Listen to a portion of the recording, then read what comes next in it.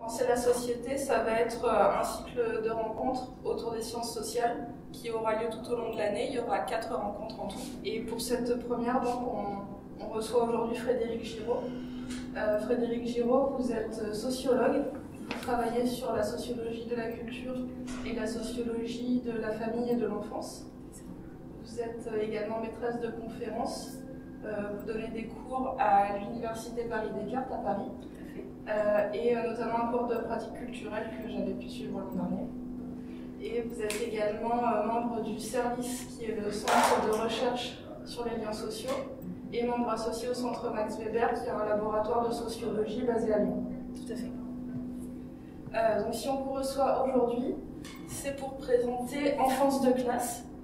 Donc Enfance de classe, c'est ce gros livre qui a été dirigé par Bernard Lahire, qui est sorti il y a environ un an, puisque c'était fin août 2019. Tout à fait. Donc voilà, ça a été initié, coordonné par Bernard Lahire, mais c'est un travail collectif. Vous avez été 17 sociologues à mener la recherche, et vous avez étudié le cas de 35 jeunes enfants. C'est ça. Donc est-ce que vous pourriez nous expliquer un peu comment a commencé le livre, en fait la genèse du livre, comment est venue l'idée de travailler sur ces questions et combien de temps a duré le travail de recherche et comment vous avez pu mener un travail de recherche à 17 et en habitant et en travaillant aux 4 coins de la France. Alors tout d'abord, merci pour l'invitation. Bonjour à toutes et tous. Alors, Enfance de classe, c'est effectivement un ouvrage qui est paru il y a un petit peu plus d'un an maintenant et qui s'intéresse aux enfants de 5-6 ans, des enfants qui sont scolarisés en grande section de maternelle. Et l'ouvrage, qui fait à peu près 1200 pages, essaye de donner à voir comment on vit en France à 5 ou 6 ans, dans tous les coins de la France, dans les classes sociales supérieures, dans la bourgeoisie, mais aussi chez les personnes les plus précaires. Et comme vous le disiez, c'est un travail de recherche collectif, à savoir que depuis la genèse de l'enquête, c'est-à-dire depuis l'envie de faire cette enquête jusqu'à sa publication, on a été 17 sociologues aux manettes. Alors avec Bernard Lahire comme tête de pont, comme chef de file qui nous a rassemblés autour de ce projet.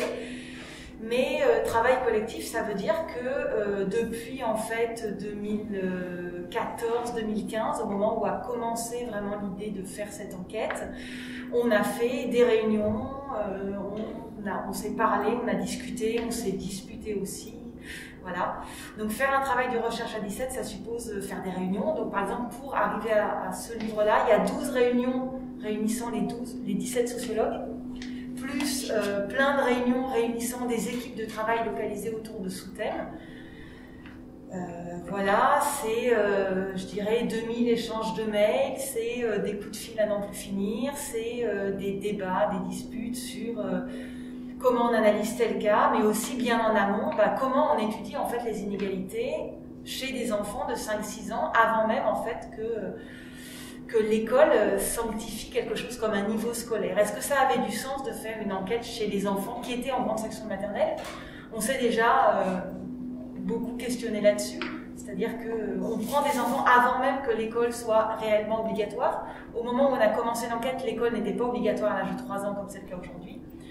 Et du coup, le pari, c'était vraiment de prendre des enfants avant la grande école, en grande section de maternelle, parce qu'il n'y avait au fait aucune enquête de sociologie sur les tout petits. Alors 5-6 ans, c'est pas les tout petits.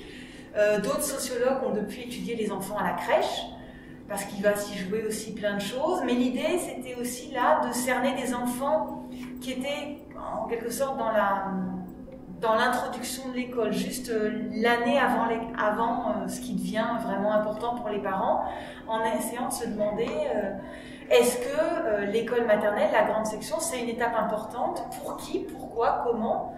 Et est-ce qu'il n'y a que les enfants de classe supérieure pour qui c'est un véritable enjeu, ou est-ce que ça l'est pour les autres? Et qu'est-ce qu'on voit chez les enfants de grande section de maternelle? Est-ce qu'on voit déjà des différences de niveau entre enfants? Alors la réponse est malheureusement oui, elles sont incommensurables.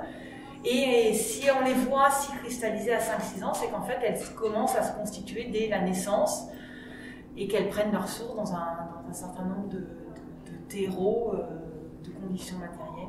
Ouais, justement, en fait, quand bon, je vais un peu indiquer comment se structure le livre, déjà ça va aider à comprendre, mais le livre il est structuré en 3 parties. Il y a une partie d'introduction, une partie de conclusion, mais la partie la plus massive en fait c'est la deuxième, qui elle-même est en 3 sections par classe sociale en fait. Classe populaire, classe moyenne, classe supérieure. Et à l'intérieur de chacune de ces classes, chacun des chapitres va correspondre à un enfant, un cas étudié. Et vous partez, en fait vous avez fait le choix de partir du plus pauvre au moins pauvre ou au plus riche selon les cas, et de balayer tout le champ social comme ça par une espèce de systématie. Et en fait quand on lit chaque chapitre qui est consacré à chaque enfant, on se rend compte qu'il y avait derrière tout un protocole qui était mis en place parce que ils sont tous structurés de la même manière, vous abordez point par point toujours les mêmes questions et vraiment de manière très minutieuse et très précise. Donc, est-ce que vous pouvez nous expliquer un peu qu'est-ce que vous vous étiez dit que vous alliez aborder dans les enquêtes auprès des enfants et quelle était en fait la méthode d'enquête pour réaliser ça? Alors, en fait, c'est tout à fait en lien avec la question d'avant, c'est que qui dit travail collectif dit véritablement enquête collective. C'est-à-dire que depuis le début de l'enquête, on a tout conçu ensemble, les grilles d'entretien, les grilles d'observation, le questionnement, tout a fait l'objet d'un travail, d'une réflexion collective. Également le choix des familles enquêtées, puis la sélection des enfants qui allaient être dans l'ouvrage. Donc, l'enquête, elle a été menée sur 35 enfants, plus quelques-uns en fait qui n'ont pas pu aboutir pour des raisons que je pourrais expliquer plus tard. Dans l'ouvrage, il n'y en a finalement que 18 pour des questions de place. Et le choix, c'était de tourner l'enquête et de présenter l'ouvrage à travers des monographies individuelles, des cas très détaillés. Chaque cas fait quasiment 80 000 signes dans mon souvenir, donc ça fait une trentaine de pages par enfant.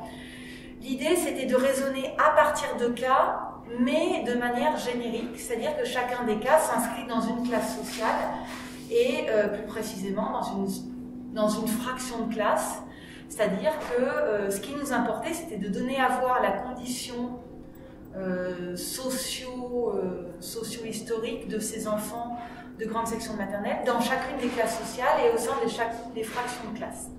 Donc dans les classes bourgeoises, est-ce que c'est la même chose ? Et la réponse est évidemment non, que d'être la fille d'un écrivain relativement légitime dans l'espace littéraire français, donc avec des parents, une mère qui est prof de philo, un père écrivain reconnu, donc fraction culturelle des classes bourgeoises avec du capital culturel éminemment, 5 000 € net de revenus à 2 par exemple, et de l'autre côté, quand on s'appelle Valentine, qu'on est la fille de très grands cadres d'entreprise, ou quand on est la fille d'un patron de brasserie qui possède 12 brasseries à Paris, qu'on est du côté du capital économique, est-ce que ça donne les mêmes conditions de vie, alors même qu'on est dans les classes supérieures? L'idée, c'était justement en ventilant la nature du capital plutôt économique ou plutôt culturel, et le volume, est-ce qu'on en a plus ou moins, de montrer ce que ça produisait sur des enfants. D'où l'idée en fait de raisonner par cas, c'est-à-dire de donner à voir dans chacun des cas les mêmes choses. Donc partir de l'explication de qui sont les parents de cet enfant et progressivement en fait de tourner autour de l'enfant pour donner à voir le niveau diplôme des parents, le niveau diplôme des grands-parents, le niveau diplôme des arrière-grands-parents, les frères et sœurs des parents, les conditions scolaires des frères et sœurs de l'enfant en question. Et après, l'habitat, est-ce qu'il y a des résidences secondaires, est-ce qu'il y a du patrimoine, est-ce qu'on part en vacances ou pas, comment est la chambre de l'enfant, est-ce qu'il a une chambre individuelle, est-ce qu'il a dans cette chambre des livres, si oui, ils sont rangés comment on mange, qu'est-ce qu'on pratique comme activité culturelle, activité de loisirs. Et l'idée, c'était vraiment que, comme on travaillait collectivement, il fallait qu'on suive le même protocole. Donc les mêmes grilles d'entretien, les mêmes grilles d'observation, mais aussi les mêmes consignes formelles d'écriture pour pouvoir comparer ces enfants entre eux, pour donner à voir des inégalités et rendre compte des différences, des écarts entre ces enfants, entre Valentine qui est, dans mon souvenir, la fillette de l'enquête la plus culturellement la plus épanouie, la plus riche culturellement, et des enfants comme Achad ou Balkis, très précaires. Balkis étant une petite fille qui vit dans une voiture pendant l'enquête, avec son père, ils sont 3 à vivre dans une voiture en permanence. Et donc on a des écarts comme ça, abyssaux, Et en écrivant les cas de la même manière, c'est-à-dire en suivant les mêmes étapes, ça permettait de mettre sous les yeux ces inégalités. Et l'objectif, c'était vraiment ça, c'était dire qu'il y a des inégalités, c'est quelque chose qui semble un petit peu redondant, tout le monde le sait, oui, il y a des inégalités, mais l'objectif, c'était vraiment de les montrer, de les donner à voir pour essayer de faire une espèce de choc sensible pour le lecteur, en disant concrètement c'est quoi ces inégalités et ça veut dire quoi être un enfant pauvre en France aujourd'hui. Et ça marche très bien, effectivement, c'est cette manière d'écriture, ça donne aux lecteurs à sentir les choses et en fait on comprend que la sociologie c'est pas juste manier des grands concepts, mais c'est commencer par parler du corps des gens, de la matière, de qu'est-ce qu'ils font au quotidien, tous les jours, les petites choses concrètes et c'est de là que va découler du sens en fait, mais ça part de ces choses-là. Alors, pas forcément toute la sociologie, mais en tout cas la sociologie qui nous réunit, nous 17 chercheurs, c'était vraiment ça. C'est ce qu'on appelle une sociologie qui est attentive aux socialisations, c'est-à-dire une sociologie qui est attentive à la manière dont les conditions matérielles d'existence, conditions matérielles, symboliques, culturelles, elles sont intériorisées par les individus et elles façonnent des corps, des langages, des rapports au monde, des possibles. Est-ce qu'à 5 ans, l'enfant, il y a une petite fille dans l'enquête qui, lorsqu'elle va faire les courses avec sa maman, elle repère tout ce qui est zéro.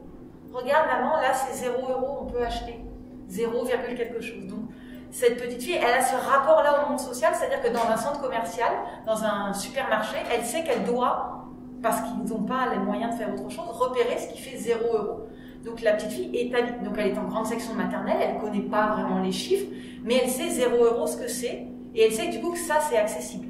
À l'inverse, dans l'enquête, vous avez Valentine. Dans sa chambre, il y a des posters de l'Opéra de Paris, parce que ses parents sont mécènes de l'Opéra de Paris, que ses parents vont 3 fois par semaine dans des lieux de la haute culture française, très légitime, qu'elle va aussi manger au Racing Club de France tous les samedis avec ses grands-parents. Valentine a 5 ans, Balkis a 5 ans aussi, mais il y a des différences de 1 à 10 000 dans leurs conditions d'existence.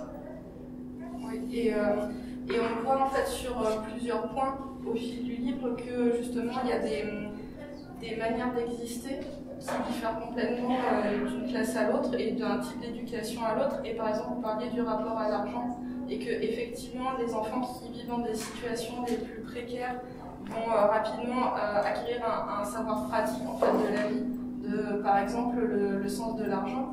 Tandis que d'autres enfants vont être plus longtemps insouciants, qui vont pouvoir plus longtemps faire des jeux, être enfants plus longtemps et qu'on va les pousser en fait peut-être vers plus d'acquisition de vocabulaire, des jeux éducatifs, ce qui les amènera peut-être à un goût pour ce qui est plus intellectuel en fait. Alors il y a vraiment effectivement ce qu'on va appeler des pratiques éducatives différenciées. Alors notamment pratiques éducatives différenciées vis-à-vis de l'argent. Alors effectivement, il y a des enfants qui, à 5 ans, savent ce que c'est de l'argent et ceux qui ne savent pas ce que c'est de l'argent. Alors je vous évoquais le cas de cette petite fille qui sait regarder ce que c'est 0 €, mais elle n'a pas d'argent, elle n'a pas d'argent de poche, contrairement à certains enfants de l'enquête. Il y a d'autres enfants qui savent qu'ils ont un livret d'épargne, qui savent que leurs parents leur donnent de l'argent de poche toutes les semaines, et même s'ils n'ont pas virtuellement dans leur tirelire dans la chambre, ils peuvent interroger leurs parents pour j'ai combien sur mon livret et est-ce que je peux m'acheter ça?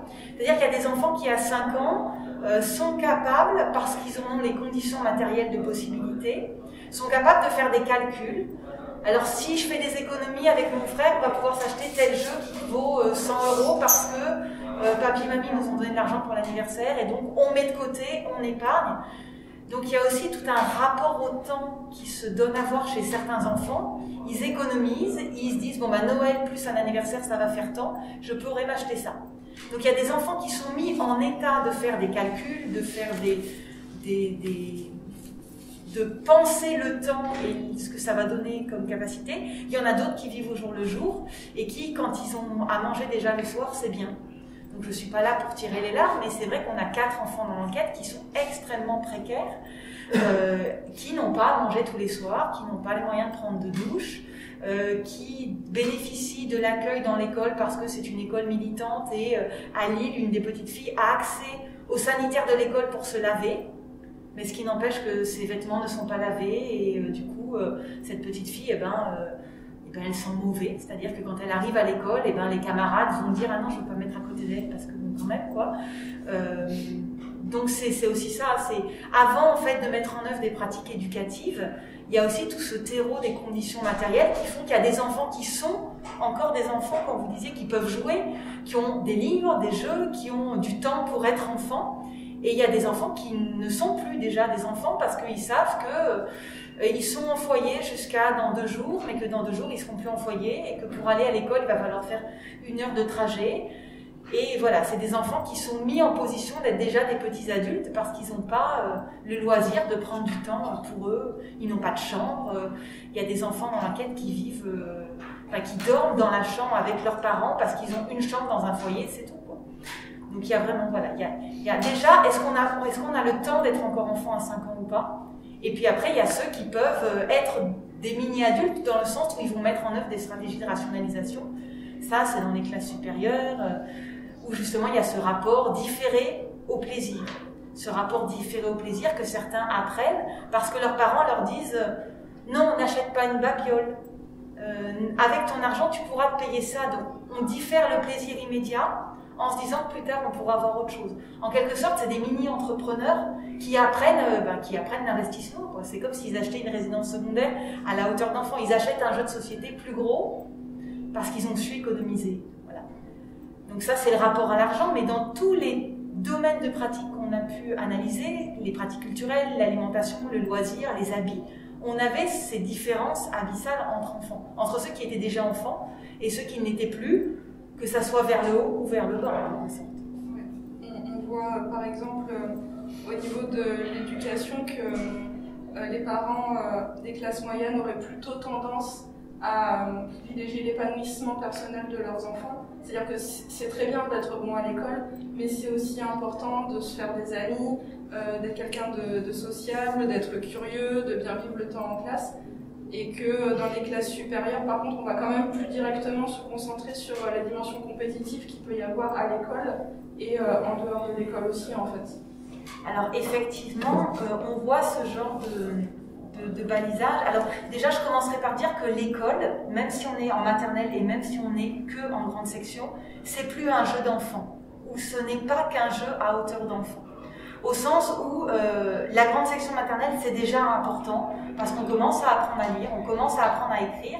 Il y a des parents qui mettent en œuvre déjà des stratégies pour prendre de l'avance, pour ne pas trop perdre de temps. Donc voilà, la maternelle, c'est déjà important. Et effectivement... Par exemple, on voit Valentine, du coup celle qui arrive vraiment à la fin des classes supérieures, il y a un passage qui m'a vraiment marqué parce que on comprend que donc, ses parents ont une télé chez eux, les enfants, Valentine et son grand-père, ont le droit occasionnellement de regarder un dessin animé choisi en DVD, par exemple un Disney, mais il n'y aura que le premier visionnage qui sera en français, et à partir du second, ça va être systématiquement en anglais, pour que en fait, ils commencent à être familiarisés avec la langue anglaise, et du coup de gagner un peu d'avance sur une langue qui peut servir internationalement dans le cadre professionnel, etc. Alors il y a ce choix-là chez la famille de Valentine, on trie, on filtre l'accès à la télévision.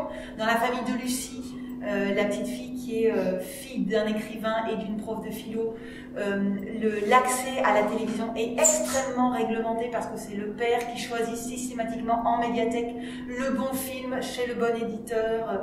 Il y a un tri des références culturelles que l'on donne et on dénigre les autres, c'est-à-dire qu'on ne regardera jamais un Disney, surtout pas La Reine des Neiges, parce que c'est quelque chose qu'on exècre et on montre à la petite fille pourquoi c'est affreux La Reine des Neiges, etc., du point de vue des références culturelles du père.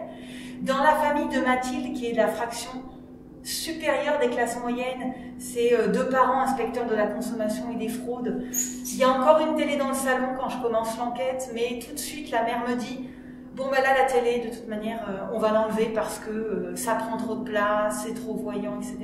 Donc il y a la volonté une bonne volonté culturelle qui fait que la télé, qui est un outil de loisir, de consommation, qui fait peut-être trop populaire, on va le mettre dans la chambre. Et même s'il y a une télé chez Mathilde, encore quand je fais l'enquête, donc elle est vouée à disparaître et à être cachée dans la chambre des parents, mais surtout, elle n'est à usage très réglementé, c'est-à-dire c'est un film partagé le dimanche soir, en famille, et c'est pas n'importe quel film, c'est aussi classiques choisis en médiathèque par la mère, qui fait un tri ultra sélectif. Donc ça va être que des classiques, La Grande Vadrouille, ça va être un Chaplin, voilà, pour des enfants de 5-6 ans. Et les enfants de 5-6 ans ne choisiront pas le film du dimanche soir, même si, tolérance ultime, il y a quand même une pizza tous ensemble. Et du coup, l'usage de la télé est vraiment très différent. Dans certaines familles, chez la famille du patron, le père qui est patron de brasserie, pendant les entretiens, il y a MTV sur la télé en boucle. On n'est pas dans on est dans la même zone en termes de classe sociale, les classes supérieures, mais on n'est pas du tout dans le même rapport à la culture. C'est-à-dire que jamais la télé sera allumée chez les autres familles. Ça pose plusieurs questions intéressantes, ce que vous dites. Et déjà, est-ce que pour commencer, vous pourriez simplement situer un peu culture légitime, culture illégitime, pour qu'on commence sur ces bases-là?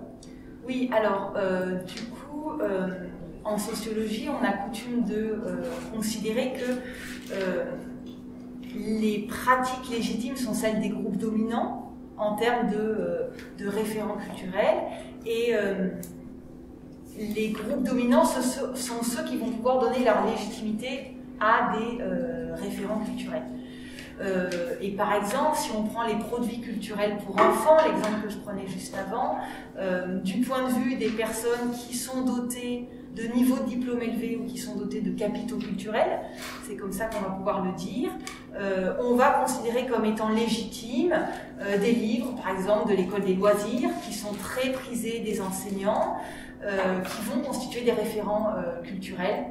Et alors notamment, Claude Ponty, c'est l'auteur préféré des classes supérieures et des classes moyennes à capital culturel. Parce que c'est un auteur qui va jouer sur l'ironie, sur les jeux de mots. Les titres même des ouvrages de Claude Ponty, les albums, jouent sur les mots en permanence. Blaise et le château d'Anne Iversaire, Okilélé étant le prénom d'un enfant, O-K-I-L-E-L-E, Okilélé, voilà, l'enfant s'appelle comme ça.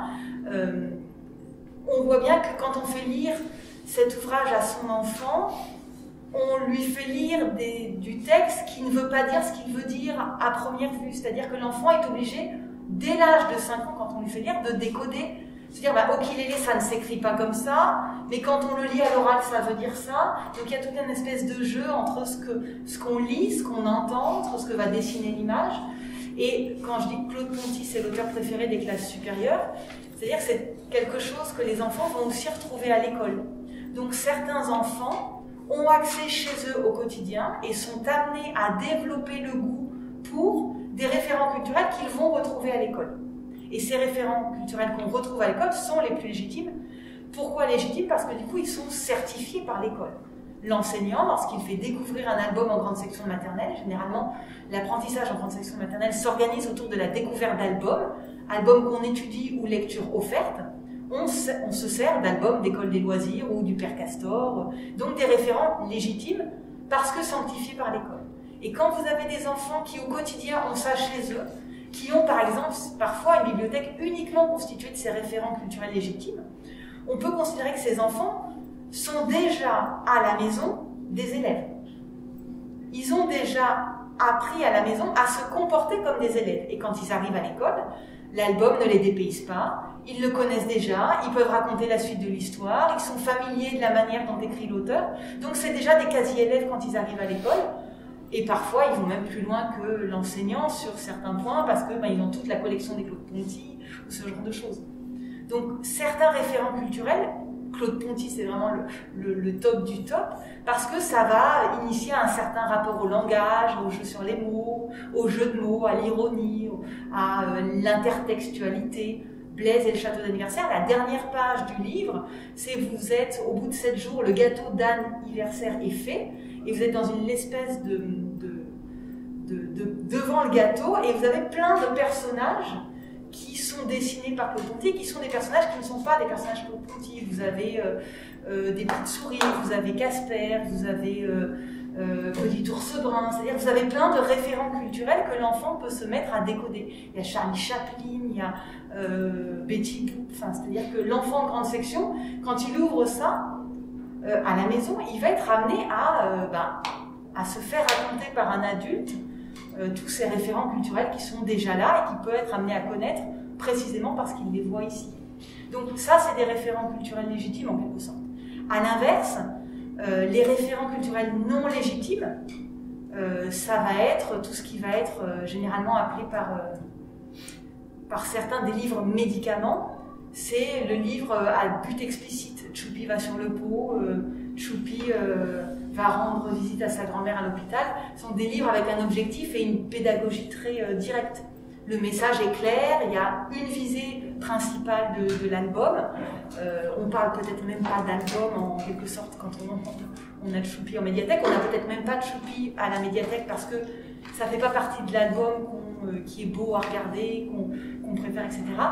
Et tandis que certains enfants n'ont accès chez eux qu'à 2-3 livres comme Choupi, Petit ours brun, d'autres ont toute l'école des loisirs, sont abonnés à l'école des loisirs par l'école, etc. Donc il y a des enfants qui ont que des référents culturels illégitimes parce que non valorisés à l'école, et d'autres qui ont au contraire tous les référents culturels légitimes. Et en fait, ça paraît évident que dans les classes supérieures, on fasse appel qu'à de la culture légitime et dans les classes populaires illégitimes, mais on se rend compte en lisant le livre que c'est bien plus compliqué que ça.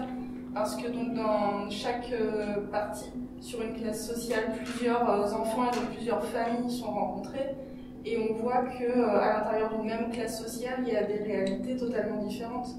Et qu'en fait, une classe sociale, c'est pas juste un gros magma homogène avec des gens tous pareils à l'intérieur, mais qu'il peut y avoir non seulement des questions de revenus très différentes, mais en plus des questions de pratiques culturelles, de manières d'exister totalement différentes. Alors effectivement, on a structuré l'ouvrage en 3 classes sociales, c'est-à-dire qu'on a présenté les cas des classes populaires, 6 enfants des classes populaires, 6 enfants des classes moyennes, 6 enfants des classes supérieures, avec l'idée que être enfant de classe moyenne, ça ne veut rien dire, être enfant de classe supérieure, ça ne veut rien dire, au sens où il faut aller raffiner et regarder quelles sont les propriétés sociales des parents, mais aussi des grands-parents et des frères et sœurs des parents qui font un quotidien et des références culturelles présentes ou pas chez l'enfant. Et on peut être très bien enfant de classe supérieure, sans capitaux culturels, et n'avoir que du capital économique. Et il y a des familles de classe supérieure à capital économique qu'on a rencontrées, qui n'avaient pas de bibliothèque chez eux, et qui considéraient que c'était pas du tout un drame, alors que dans d'autres espaces, c'était... le livre déborde partout. Dans la famille de Lucie, donc le père est romancier légitime, donc dans une maison d'édition légitime, le livre est partout. Le livre déborde, c'est-à-dire qu'il y a des piles de livres partout. Tous les jours, le père reçoit des livres dans la boîte aux lettres. Le père a écrit des livres sur ses filles, où les filles sont les héroïnes du roman. Les enfants, les 2 filles de la fratrie ont voulu elles-mêmes écrire des livres, donc le livre est partout, en pile, en tas, enfin de partout, ça déborde.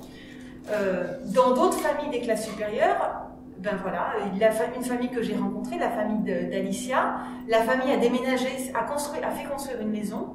La maison est construite depuis plusieurs mois quand j'arrive chez les parents, et les livres sont toujours dans un carton dans le garage. Et vu l'organisation du salon, on n'est pas prêt d'avoir une bibliothèque dans le salon. C'est-à-dire qu'il n'y a pas d'espace pour mettre une bibliothèque. Et donc les livres sont dans un carton et ça va très bien. Et quand je demande, parce qu'on avait par exemple des questions comme ça, quel est le livre préféré de votre enfant? La mère est quasiment incapable de me répondre. C'est-à-dire qu'elle doit se lever, aller dans la chambre de sa fille et me dire « Ah, ça doit être Choupi quelque chose ». Alors que dans d'autres familles, quand je pose la question quel est le livre préféré de votre enfant, les parents répondent, savent exactement ce que c'est, et puis vont chercher toute une pile qui m'amène en montrant voilà, c'est cela. Donc, classe supérieure, en soi, ça veut rien dire, il faut vraiment être attentif à ce qui différencie les conditions d'existence, et on peut très bien être dans les classes supérieures sans avoir de livres, et inversement, on peut être dans les classes populaires en ayant des livres, à la hauteur de ses moyens, et quand on n'a pas de moyens, on va en bibliothèque, on en emprunte, et l'enfant peut avoir plus de références culturelles dans les classes populaires qu'il n'en a dans les classes supérieures. Donc l'idée de l'ouvrage, c'était vraiment en mettant, alors c'est peu 6 cas par classe sociale, mais en donnant à voir dans le détail ce qu'était la condition de vie de ces 6 enfants par classe sociale, de donner à voir la complexité et la diversité de ces conditions sociales d'existence. Et comment vous avez fait pour décider, telle famille, parce que des fois la limite est floue entre le haut d'une classe sociale et le bas d'une autre. et de décider celle-là sera plutôt en haut des classes moyennes, celle-là en bas des classes supérieures. J'imagine que vous aviez plusieurs critères pour déterminer ça. Alors déjà, ça c'est des disputes, c'est-à-dire qu'on a vraiment passé des heures et des heures à 17 à réfléchir à partir de nos 35 cas et à les positionner. Le problème, c'est que positionner quelqu'un dans un groupe social, c'est pas à partir d'un seul critère. Il y a les critères économiques, il y a les critères culturels, mais il y a aussi, dans certains domaines de pratique, on a un rapport de classe supérieure à la pratique, donc par exemple dans le sport, mais dans les pratiques alimentaires et vestimentaires, on a un rapport plus populaire à la pratique. Pourquoi? Parce que les couples sont pas forcément homogames, c'est-à-dire que le père et la mère ne viennent pas de la même classe sociale. Le père a pu faire une ascension sociale, la mère une descension sociale, et du coup dans le rapprochement des couples, ça crée des choses qui sont pas uniformes en termes de position sociale de classe. Est-ce que vous pourriez rapidement donner un exemple de ça? Quelque chose que vous avez pu vous observer? Alors, par exemple, la famille d'Alexei, qui est une famille, alors le papa d'Alexei est d'origine russe, c'est un ancien coureur marathonien, compétition, etc., qui, au moment de l'enquête, livre des repas à domicile pour des personnes âgées et est jardinier. Donc il a voilà 2 petits boulots en fait. Et la maman est prof des écoles, mais professeur des écoles au moment où je la rencontre en congé parental, parce qu'elle vient d'avoir son 4e enfant et qu'elle l'allaite et qu'elle veut prendre du temps pour sa famille. On évoquait tout à l'heure le cas de la compétition. La famille d'Alexei, c'est typiquement une famille où ils veulent prendre du temps pour les enfants et inciter les enfants à être heureux comme enfants. C'est-à-dire le bien-être des enfants est principal et on n'est pas dans le jeu de la compétition scolaire comme on peut le voir dans d'autres. La famille d'Alexei, c'est une famille en déclassement social. Le père avait en Russie par ses parents et de forts diplômes. Les parents, les grands-parents du petit garçon sont très diplômés, mais en Russie. Le père en France n'a pas de diplôme abouti, c'est-à-dire qu'il n'est jamais allé jusqu'au bout de ses diplômes à la faculté française. Et la mère est professeure des écoles, mais pas en activité.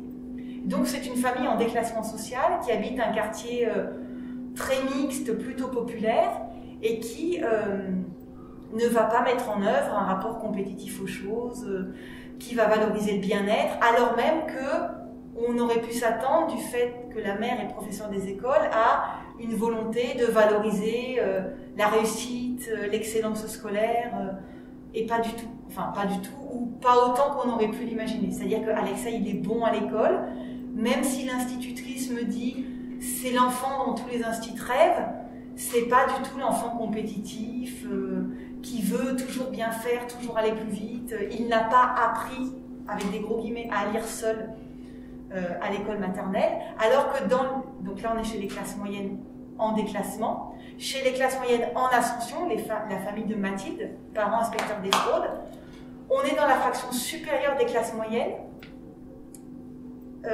et il y a une tension, une rigidité de toutes les pratiques éducatives de la famille autour de la réussite de Mathilde. Le frère aîné de Mathilde a été diagnostiqué précoce, et la mère tient à me le faire savoir en m'envoyant un mail au mois de décembre de l'enquête. Je tiens à vous rappeler que mon fils aîné vient d'être diagnostiqué précoce et qu'il y a toute chance, suivant le pédiatre, que toute la fratrie soit du même acabit. Ça donne l'idée de l'importance pour cette famille de l'enfant et de son bien-être scolaire, de sa capacité à être dans les meilleurs.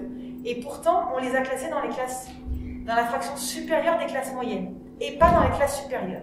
Alors que sur plein de domaines, ils sont comme les classes supérieures. En fait, ici, pour le cas de Mathilde, on a vraiment hésité et vraiment, on s'est disputé pendant 2 heures sur le cas de Mathilde. Mais ce qui nous a fait finalement le rabaisser parmi les classes moyennes, c'est la rigidité, la tension de toutes les pratiques de la famille. Il n'y avait pas de laisser-aller possible. Tout est rigide, en tension en permanence, l'heure du coucher, le type de lecture, les référents culturels, l'habit, le rapport à la pudeur, le rapport au corps, tout est tellement tendu, stressé, qu'on n'a pas justement la décontraction des classes supérieures. À l'inverse, la famille de Maxence, les 2 parents sont professeurs d'économie à la faculté. La grande section maternelle, pour eux, c'est une formalité. Même si Maxence n'est pas du tout le meilleur de la classe. C'est à peu près le 12e de la classe si je devais grosso modo classer les enfants. il n'est pas, le premier à se mettre au travail, c'est pas le premier à ranger quand on lui demande. Il fait ce qu'il faut faire, mais bon, voilà, avec un flegme un petit peu comme ça qui le caractérise. Et les parents me disent, de toute façon, c'est la maternelle, c'est la grande section maternelle, on sait que ça ira. Ils ont cette capacité à se dire que, étant donné les capitaux dont ils disposent, ils savent qu'il n'y aura pas de problème. Dans la famille de Mathilde, et c'est ça qui va faire la rigidité des classes moyennes, en tout cas de la fraction supérieure des classes moyennes, il y a cette idée qu'il faut vérifier, il faut toujours être derrière ses enfants pour leur donner le meilleur, les inscrire dans les bonnes activités, pas n'importe où, pas dans n'importe quelle association. Donc vérifier avec qui les enfants sont amis, vérifier comment on les habille, vérifier l'image qu'ils renvoient d'eux-mêmes et de la famille. Donc il y a une espèce de tension permanente, alors que de l'autre côté, on va avoir une décontraction. Donc le classement d'un individu dans une classe sociale, il est très relatif. Et on ne peut pas classer une personne sans en fait classer toutes les autres. Et c'est vraiment un espèce de jeu de position des uns par rapport aux autres. Il faut vraiment imaginer une flèche, un continuum de position avec un curseur qu'on déplace 2 degrés à droite, 1 degré vers le haut, avec des gens qui vont être uniformes dans toutes leurs pratiques, donc uniformes vers le haut, c'est-à-dire tendus vers la légitimité dans toutes les pratiques possibles. La famille de Mathilde, c'est vraiment le cas archétypal. Ils sont végétariens, le père est catholique, il fait du chant grégorien et du latin tous les soirs, la fillette fait de la danse classique, elle n'a pas le droit de s'habiller comme elle veut, il y a des codes couleurs à respecter, si elle ne finit pas son assiette, elle fait des lignes, enfin, les murs sont blancs, sans tableau. Il y a vraiment une espèce de concentration d'indices qui nous montrent que la famille est tendue vers l'ascension sociale, les grands-parents étaient professeurs des écoles, des deux côtés, donc il y a vraiment une espèce de tension comme ça.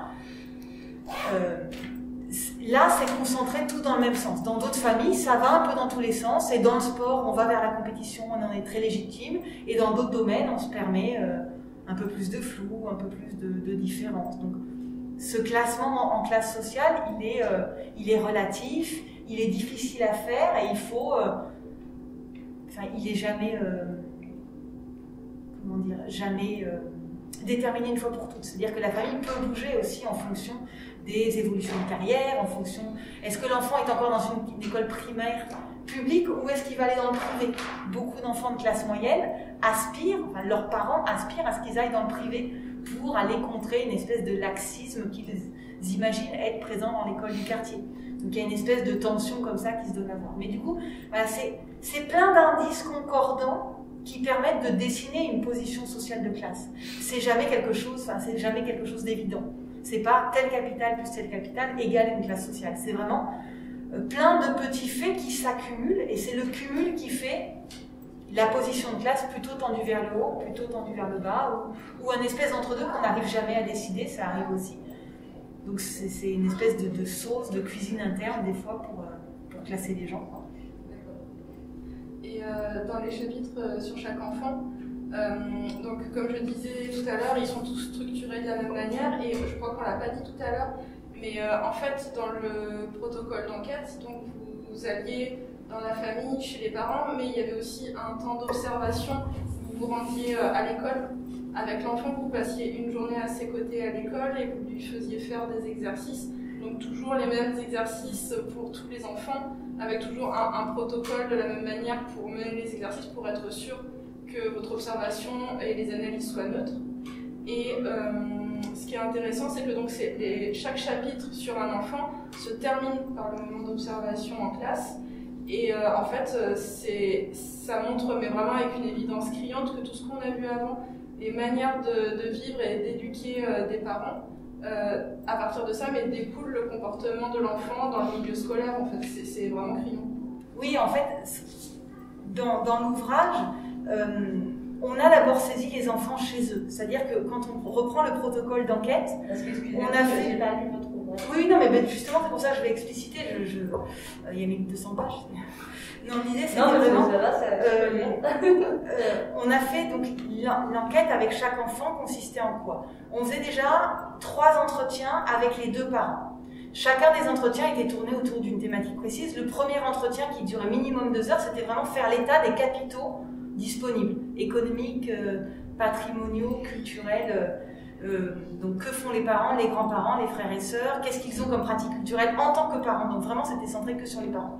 Deuxième entretien avec les deux parents, on prenait l'enfant dans l'espace culturel, dans les loisirs. On prenait les deux enfants, parce que vous avez dit on prend les parents et après les enfants.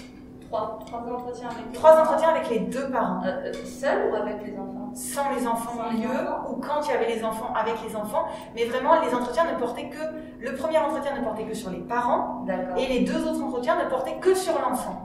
L'enfant dans la fratrie, mais on ne posait pas des questions sur les autres de la fratrie, c'était vraiment cet enfant-là. Quel est son plat préféré, comment il s'achante, quel est son livre préféré, l'enfant. Dans la famille. Voilà, vraiment, savoir en fait, c'était vraiment une espèce d'oignon, on essayait d'aller voir l'enfant dans tous les espaces de sa vie, les pratiques en dehors du domicile, les copains, avec qui il est plus copain, est-ce que ce copain il est bon à l'école ou pas, enfin voilà. Après on allait voir la grand-mère, ou le grand-père, ou les grands-parents, quand on avait la chance, c'était quand même plutôt des grand-mères qui répondaient. Parfois la nourrice, quand c'était pas les grands-parents. Après on faisait une journée d'observation à l'école, c'est-à-dire qu'on ne quittait pas l'enfant de la journée, c'est-à-dire qu'en cours de récréation, on l'observait, dans la classe, on l'observait, bon, sans être au-dessus de son épaule, évidemment. Quelles années, ça? C'était quelles années où on observait autant les enfants? Ben là, c'était lors de la journée d'observation, c'était une journée d'observation dans l'année scolaire. Mais quelle année En fait, c'est un livre qui est sorti en 2019. Et, donc c'est soit 2015-2016, soit 2016-2017. On a fait l'enquête pendant 2 années scolaires. Donc, anciennement, c'était pas pareil. À l'école, on n'était pas vraiment surveillés, quoi, quand c'était la cour de récré. Oui, mais là du tout. En fait, là, c'est pas une histoire de surveiller l'enfant, c'est une histoire qu'en tant que sociologue, on essaye de repérer l'enfant dans son terrain d'évolution qui est calme. Là, c'est un travail ponctuel qui a été fait juste auprès de quelques enfants par ces sociologues pour essayer de voir comment ils évoluaient dans le milieu scolaire, mais ça a été une journée pour un travail précis pour ce livre-là. D'accord. C'était pas histoire de le surveiller, c'était vraiment voir comment il évoluait, comment il parlait à ses copains, est-ce qu'il était leader ou pas dans la cour de récréation, est-ce que c'est lui qui décide des jeux, il faut se mettre en rang, est-ce que l'enfant décide avec qui il se met. Et j'ai vu des enfants dire non, toi t'es pas ma copine, et puis c'est pas toi, et puis c'est moi qui suis la meilleure. Donc il y avait des positions de leader, etc. Il y a les enfants qui viennent vous poser des questions pendant la cour de récréation. Il y a des enfants qui disent « Ah bah toi je sais, t'es sociologue et tu viens pour faire ça » parce qu'on l'a déjà vu chez ses parents. Et lors de cette journée d'observation en classe, on faisait passer un exercice à l'enfant. Et là, c'est un exercice, c'est-à-dire que tous les enfants de l'enquête sont passés entre nos mains au même moment. C'est-à-dire que c'était au mois de mars de l'année scolaire de grande section maternelle. Même si on avait déjà fait la journée d'observation, même si on avait déjà fait les entretiens avec les parents, on était obligés, tous les sociologues, avec tous les enfants, de faire la journée d'observation au même moment, entre le 1er et le 31 mars, pour essayer de sanctifier un espèce d'état des apprentissages scolaires qui était justement à mettre en mouvement avec l'âge de l'enfant, l'âge biologique et l'âge social de l'enfant, etc. C'est quoi la différence? Alors, même si un enfant a 5 ans, avoir 5 ans dans une classe populaire ou avoir 5 ans dans une classe supérieure, c'est pas le même âge social. Il y a des enfants qui sont plus ou moins autonomes, il y a des enfants qui sont déjà en avance sur le temps scolaire. Donc, on a coutume de dire en sociologie et de démontrer que un âge biologique, ça ne veut rien dire. On a d'abord un âge social, un rapport social au monde, à des possibles. Il y a des enfants qui savent déjà lire en grande section de maternelle et d'autres qui n'apprendront à lire qu'en fin de CE1. Donc c'est pour ça que l'âge... Et c'est pour ça aussi qu'on a pris un niveau scolaire grande section de maternelle et pas un âge biologique dans l'enfant. Et on a comparé des enfants en grande section de maternelle, tout en sachant que grande section de maternelle, bah, ça veut dire tout et n'importe quoi entre les classes, c'est-à-dire qu'entre une maternelle A et une maternelle B, l'état des apprentissages, la mise au travail, l'état collectif de la classe change du tout au tout, et un enfant peut avoir de 9 à 12 mois d'avance sur le temps scolaire suivant l'école où il se situe, ses pairs, PAIRS, etc. Et aussi, on faisait un entretien avec l'enseignant à propos de l'enfant. Donc comment vous situez l'enfant dans la classe? Est-ce qu'il est autonome ou pas? Est-ce qu'il a besoin de vous pour faire son travail? Comment vous le trouvez habillé? Est-ce qu'il a des problèmes de santé? Est-ce qu'il est en retard à l'école? Comment les parents se comportent avec vous? Et l'enfant, on lui a fait passer un test qui était plein d'exercices de langage, en fait. Un test qui ressemblait à un test scolaire. Pourquoi cette focalisation sur l'école? Parce qu'en fait, l'école, c'est le premier marché, le premier espace où les enfants sont mis en compétition. C'est le premier espace où l'enfant apprend, malgré lui, ou parce qu'il en a envie, mais en tout cas, il apprend sa place sociale. C'est une place scolaire, mais c'est aussi une place sociale. Et c'est vraiment l'école qui sacralise ça pour la première fois de façon très, très intense, en fait, pour les enfants. Et donc, nous, on leur faisait passer un certain nombre d'exercices. Donc, on leur mettait les images d'une tarte aux pommes et il fallait raconter l'histoire. Désigner des items sur ces images. Comment ça s'appelle? Comment ça s'appelle? Pareil avec une histoire, une planche issue du Petit Poilu, une bande dessinée. Puis on leur faisait raconter leur journée. Et on leur a montré un épisode de Petit Source-Brun, on leur demandait de nous le raconter. Et qu'est-ce qu'on fait de ça? On a comparé en fait les récits langagiers produits par les enfants, par nos 35 enfants. On a comparé les récits entre enfants. Et du coup, on se rend compte qu'il y a des enfants, typiquement Alessei, qui est le fils d'une professeure des écoles, il manie le passé simple, il manie il était une fois quand il raconte une histoire, alors qu'il y en a d'autres qui sont issus des classes supérieures qui ne vont pas dire il était une fois une petite fille qui faisait une tarte aux pommes, etc., etc. Donc en comparant les récits sur le même exercice, pris en même moment de l'année scolaire pour tous ces enfants, on est en mesure d'objectiver ce qu'on va appeler du capital linguistique qui différencie ces enfants. Donc si on doit sanctifier à un moment donné quelque chose, on se rend compte que les enfants ne maîtrisent pas le même niveau de vocabulaire. Il y en a qui vont dire un buisson, il y en a qui vont dire un arbre ou un arbuste, une haie. Et quoi qu'il en soit, on peut voir au travers des chapitres que déjà, le livre permet de démonter un certain cliché qui serait que c'est en travaillant bien à l'école qu'on va avoir un bon travail et que en fait, c'est pas une question de bien travailler à l'école, que c'est beaucoup plus complexe que ça, mais aussi que être bon à l'école, en fait, ça peut vouloir dire énormément de choses différentes et que être bon, ça peut vouloir dire être attentif en classe, bien écouter la maîtresse, être consciencieux quand on fait un exercice. On peut être très sociable et bien s'intégrer, on peut être doué pour la mise en récit, et comme il était une fois, savoir raconter ce qu'on a fait la veille, ou alors, comme Maxence, être très doué pour les chiffres, mais moins par ailleurs, et que voilà, en fait, les enfants vont développer des compétences vraiment très très différentes, et d'ailleurs que certaines compétences ne seront pas forcément liées aux classes supérieures. Alors oui, tout à fait. Être bon à l'école, c'est effectivement une espèce de phrase un peu valise qui, en soi, pour les sociologues, ne veut rien dire. Il faut différencier les items sur lesquels on est bon ou pas. Et Maxence, que vous évoquiez, donc, qui est l'enfant de professeur d'économie à la fac, tous les deux sont maîtres de conférences et professeurs d'économie. En moyenne section, il sait compter jusqu'à 1000. Il sait faire des multiplications en grande section. La multiplication, pour vous donner un ordre de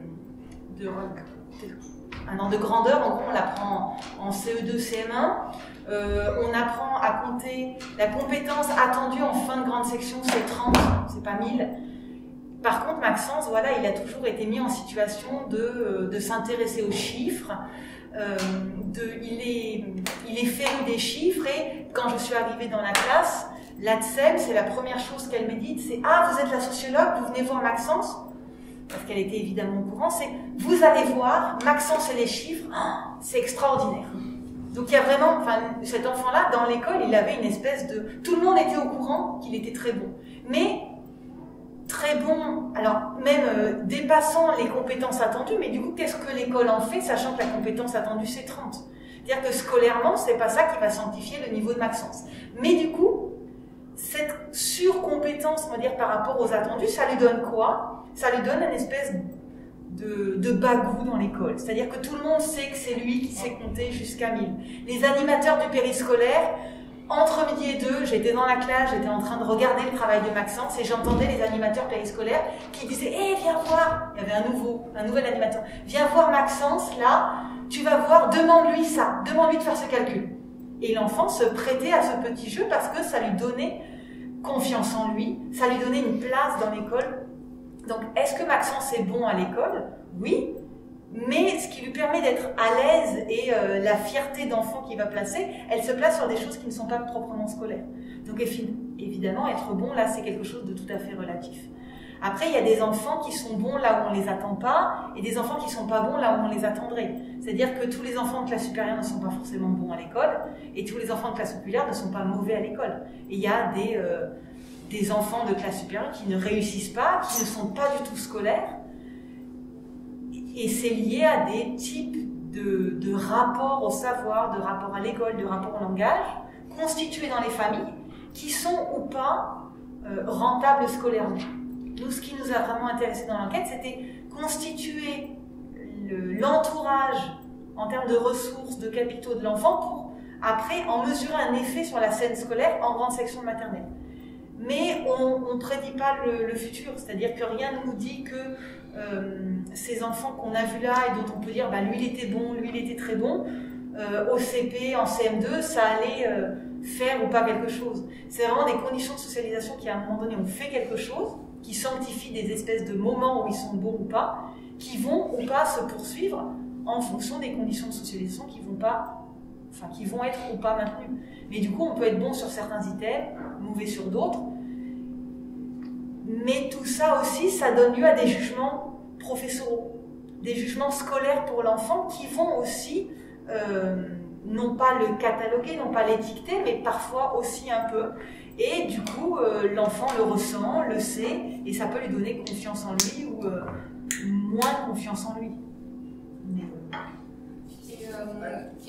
par moment, justement, vous donnez à lire la parole des instituteurs, et on se rend compte qu'ils vont pouvoir relativiser le niveau des enfants, qu'ils soient bons ou mauvais, par l'environnement ou le contexte. C'est-à-dire que si il parle d'un élève d'un enfant de 5 ans qui est bon à l'école, mais il est dans une très bonne école entouré de gens qui sont très bons, en fait il va pas paraître si bon que ça.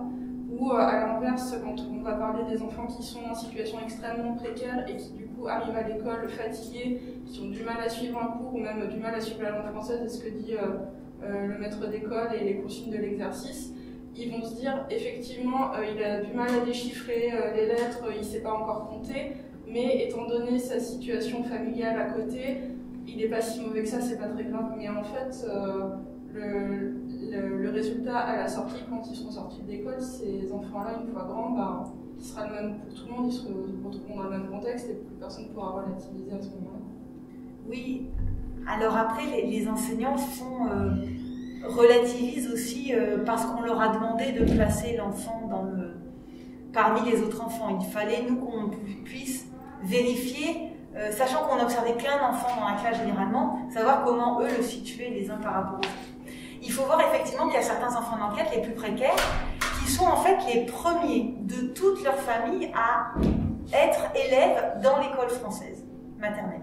Et pour ces enfants-là, être le premier de toute sa famille à être élève dans l'école maternelle française, c'était quelque chose de très compliqué, parce qu'ils ne bénéficient pas de tout l'apprentissage en amont qui pourrait être ceux des parents. Ils ne sont pas allés chercher des frères et sœurs à l'école. Ils ne savent pas ce que c'est que l'école. Balkis, donc la petite fille qui vit dans sa voiture, elle commence l'école en France par la grande section. C'est-à-dire qu'elle est parachutée en grande section, alors qu'elle vit par ailleurs dans la voiture avec son père. On peut se dire que tous les tranchetés de la situation pour cette petite fille, mais aussi les tranchetés pour le professeur. C'est-à-dire que le professeur des écoles se retrouve aussi avec des enfants qui ne parlent pas forcément français, qui ne sont pas forcément profs, qui ne sont pas forcément aimés de leurs camarades, et vis-à-vis desquels il doit aussi apprendre à se comporter. Donc dans les deux cas, il faut relativiser, c'est-à-dire que l'enseignant, avec toute la bonne volonté du monde, il doit aussi faire avec et faire prendre le bon chemin à l'enfant, et c'est parfois compliqué parce que il y a des enfants pour qui l'école c'est un terrain de jeu. Achad, il vit avec sa mère en foyer Sonacotra. Quand il arrive à l'école, donc il est en foyer, il n'a pas d'espace à lui, il n'a pas de jeu, il n'a pas de livre. L'école pour lui c'est un terrain de jeu, c'est-à-dire qu'il va à l'école pour jouer. Il n'a pas de copains. Ses frères et sœurs sont restés au Sri Lanka avec son père, donc il est en France seul, avec sa mère, donc sans ses frères et sœurs et sans rien qui fait la vie d'un enfant. Du coup, l'école c'est un terrain de jeu. Et du coup, Achan, c'est compliqué à l'école, il n'arrive pas à se mettre au travail, il n'arrive pas à tenir sur une chaise. L'enseignant, évidemment, il tient compte de tout ça, parce qu'il sait, il connaît un peu le contexte. Il sait que si Achan, il met des pierres dans les toilettes pendant la récréation et que du coup ça bouche les toilettes, c'est pas forcément qu'il en veut à l'institution, c'est qu'il exprime quelque chose aussi par ce moment-là. Donc, l'école, elle enregistre ses places sociales, elle donne les moyens à ses enfants de progresser, mais une fois sortis de l'école, il n'y a pas forcément ce soutien. Il faut voir que pour les enfants les plus précaires, l'école constitue une véritable institution qui soutient, qui permet à ces enfants d'avoir une vie d'enfant. Je disais tout à l'heure que l'école, parfois, elle donne accès à des sanitaires. Et bien, l'école, elle constitue vraiment pour les enfants les plus précaires, quand elles sont militantes, etc., avec une véritable courroie de solidarité, de réancrage en fait dans la société. Et on s'en rend compte comment, c'est que certaines familles qui changent de foyer en cours d'année scolaire, qui s'éloignent du coup de l'école dans laquelle l'enfant est scolarisé, continuent à rester dans cette école qui est pourtant des fois à 1h30 de transport en commun du lieu de vie, parce que l'école constitue le lieu où l'enfant est connu, la mère est connue, on lui donne quelques heures de ménage pour lui faire des sous, les parents ont organisé des petits déjeuners pour la famille, ou des repas du soir pour la famille, parce que l'école sait que cet enfant ne mange pas le soir, parce qu'il n'y a pas à manger le soir. Donc l'école constitue l'école comme institution, et donc pas seulement l'enseignant, constitue vraiment un soutien de tous les instants, donc pendant le temps scolaire, mais aussi comme courroie plus large. Donc ça joue aussi un rôle important pour ces enfants. Et du coup, ces enfants sont très attachés à l'école. Donc en dehors de l'école, ils s'en souviennent, l'école, c'est vraiment le moment où ils soufflent aussi. Et où ils peuvent dormir. C'est vrai qu'il y a des enfants, dans l'ouvrage on voit, ils arrivent à l'école, ils dorment. Et ils dorment sur la table parce que ils ont mal dormi la nuit, il y a du bruit, etc. Donc c'est aussi ça l'école, ça permet aussi à ces enfants peut-être d'être un peu plus enfants qu'ils ne le sont chez eux, parce qu'ils sont amenés. Achan, typiquement, parle mieux français à 5 ans que sa mère, qui vient du Sri Lanka. Donc Achan, il va aider sa mère dans certaines circonstances administratives. Il est en mesure de l'aider à dire et à comprendre des mots. Il y a certains enfants de 8-9 ans que Bernard Naïr avait étudiés dans d'autres travaux préalables, où c'est l'enfant à 8 ans qui fait des papiers administratifs. Et l'école constitue ici une courroie de transmission de cet attachement à la langue française, de cette envie et cette possibilité d'être enfant aussi, même si ils ne sont pas enfants comme les autres ou autant que les autres, mais quand même un petit peu grâce à l'école. Donc l'école joue ce rôle de soutien, même si c'est à hauteur variable. Pour d'autres enfants qui sont scolarisés dans le privé ou dans du Montessori, c'est pas du tout le même rapport à l'école et à l'institution. Pour certains parents, l'école est au service de son enfant parce qu'on veut en tirer le maximum. C'est pas du tout le même contexte de déploiement. Vous allez du coup un peu à contre-courant avec ce qui se dit actuellement sur la question de l'école et sur le fait que l'école ne s'adapte plus aux enfants et n'est plus une aide à l'ascension sociale. En fait, ça dépend de où est l'enfant au départ. Alors, ça dépend du contexte, des conditions de vie initiales, des conditions familiales. C'est-à-dire que le terreau familial est extrêmement déterminant pour la réussite de l'enfant, mais l'idée c'est que la réussite... Mais on peut être mauvais à l'école et être en échec à l'école, en échec scolaire, sans pour autant... tout en apprenant en fait des choses. Donc, l'école sanctifie quelque chose, mais ça ne fait pas tout, heureusement. Après, ce qu'on va montrer dans l'enquête, nous, c'est que même dans les familles les plus précaires, dans les familles les plus précarisées des classes populaires, tous les parents ont envie que leurs enfants réussissent à l'école. On entend souvent dans les médias l'idée que les parents sont des missionnaires, ils n'ont pas envie. En fait, c'est faux. C'est-à-dire que nous, c'est vraiment notre ligne théorique de considérer que les parents des missionnaires, ça n'existe pas.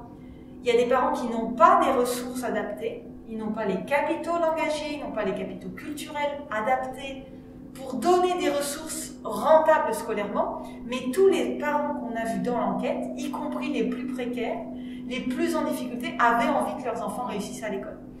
Et se mettaient en quatre pour offrir des conditions de vie susceptibles d'être rentables à l'école. Notamment Balkis, donc, qui vit dans la voiture avec son père. L'un des objectifs du père, c'est que l'enfant ait un repas chaud le soir, mais aussi puisse accéder à des livres. Et donc, un des combats des parents, même quand ils n'ont pas d'argent, c'est de donner accès quand même à des choses qu'ils savent importantes, même s'ils ne peuvent pas se les acheter. Ils savent que c'est important, et ce rapport culturel aux choses scolaires, ce rapport au monde, ce rapport au langage, il est extrêmement important pour fédérer l'envie d'aller à l'école et l'envie de réussir. Donc on peut ne pas avoir les ressources tout en ayant l'envie et la possibilité finalement de mettre l'enfant dans les bons rails en quelque sorte. Donc les parents des missionnaires qui disent à l'enfant non, ça sert à rien, non, c'est pas vrai, ça n'existe pas, c'est juste qu'ils n'ont pas les bons codes ou les bonnes ressources pour aider au bon moment ou connaître les bonnes filières, etc. Je ne sais pas si c'est... Du coup, je vais rebondir. En tant que bibliothécaire, est-ce que vous avez perçu des différences dans le rapport à l'utilisation de la bibliothèque pour aider dans cette dynamique-là sociale? Alors, déjà, il y a est-ce qu'on a des livres ou est-ce qu'on n'en a pas? Est-ce qu'on a tel type de livre ou est-ce qu'on n'en a pas? Mais une fois qu'on a ces livres, qu'est-ce qu'on en fait? C'est-à-dire qu'il faut vraiment aller regarder l'usage que les parents font du livre. Et là, typiquement, alors dans l'enquête, on demandait aux enfants, aux parents, quel était le livre préféré de leur enfant, comment ils lisaient des histoires à leurs enfants, qui dans l'entourage lit des histoires ou pas aux enfants. Et il y a d'autres sociologues qui vont s'intéresser vraiment aux bibliothèques et aux livres lus en famille. C'est Stéphane Bonnery, qui est un sociologue de Paris 8, qui lui s'intéresse vraiment à qu'est-ce que les familles font du livre et comment on lit un livre en famille. Et typiquement, il va montrer qu'on peut lire un même album de façon totalement différente. Est-ce qu'on va simplifier les termes de l'histoire parce qu'on pense que son enfant ne va pas les comprendre, ou est-ce qu'à l'inverse, on va se dire, là, l'auteur se répète, donc je vais changer le verbe pour lui apprendre du vocabulaire.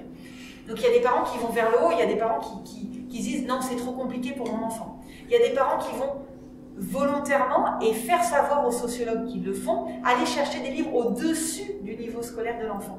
Parce qu'ils sont très fiers aussi de raconter que mon enfant est en grande section maternelle, mais il sait déjà lire, et puis il lit déjà du niveau grande section, mais où il bon va... faire ça. Pardon ? C'est bon pour l'enfant, c'est ça? C'est bon ou c'est pas bon, mais ça produit un certain rapport au langage, un certain rapport à des référents culturels.